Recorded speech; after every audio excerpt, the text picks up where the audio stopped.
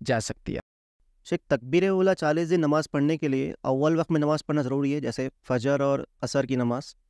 और क्या कोई शख्स सपोज़ सफ़र में है, वो 10 दिन तकबीर उला से नमाज़ पढ़ रहा है, 11वें दिन सफ़र में है, तो ज़ोहर असर साथ में मिला लेता है, या असर ज़ोहर जमात मिलना मुश्किल होता है, तो वो तकबीर उला की कैटेगरी में रहेगा या नहीं रहेगा?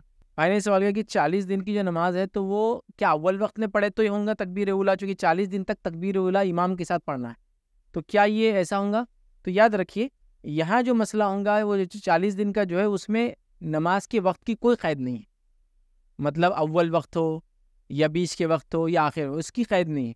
लेकिन बाजमात हो, तकबीर उला जब आ गया तो बाजमात की बात हो रही है।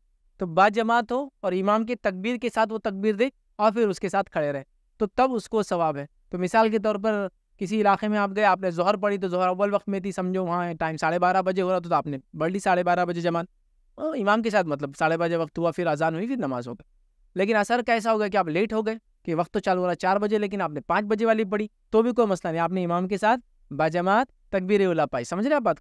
तो लिहाजा ये काउंटेड है उसके। इसके अंदर दूसरा ये था कि आपने पूछा कि क्या ऐसा हो जाए कि हम सफ़र में हों, 10 दिन शहर में थे, फिर सफ़र में चले जाए, तो सफ़र में कर रहे तो वहाँ जमा करें? नहीं, सफ़र में भी होंगे तो आप इमाम के साथ ही करेंगे, चूंकि 40 दिन तक हर नमाज को तकबीर उला इमाम के साथ करना है। जबकि आप अगर जोहर असर मिला लेंगे तो जोहर में तो हो सकता है तकबीर मिल जाए, असर नहीं मिलेंगे। हाँ, अगर ऐसा हो कि आप सफ़र में हो और सफ़र में भी जमात हो रही हो और उस जमात में सब मुसाफिर हो, तो जोहर भी जमात के साथ होंगी और असर भी जमात के साथ होंगी, तब हो जाएंगे इंशाल्लाह आपके सवाब।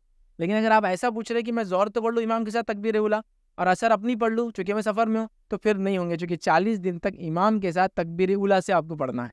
तो फिर आपको क्या करना होगा? मुसाफिरों की जमात बनाना चाहिए, उस जमात के अंदर फिर इकामत होंगी और फिर आप पढ़ेंगे, तो फिर इंशाअल्लाह अज़ीज़ ये काउंट हो जाएगा। तो 40 दिन तक की नमाज आप पढ़े तकबीर और इमाम के साथ।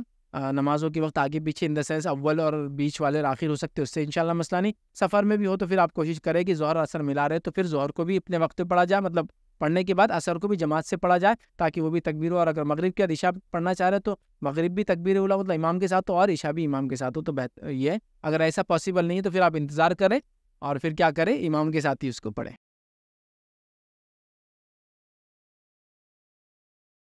अस्सलाम वालेकुम। आप भी हमारे इस काम में ताउन करें अपनी ज़कात और सदक़ात के ज़रिए। डोनेशन डिटेल्स के लिए डोनेट अस पर क्लिक करें। अगर आपको हमारे वीडियोज़ पसंद आए हैं तो इसे शेयर करें और सबके हक़दार बनें। रोज़ाना हमारे वीडियोज़ को पाने के लिए हमारे यूट्यूब चैनल को सब्सक्राइब करें और बेल आइकन दबाएं। हमसे दीगर सोशल मीडिया पर जुड़ने के लिए वीडियो में दिए गए आईडी को सर्च करें। जज़ाकल्लाह।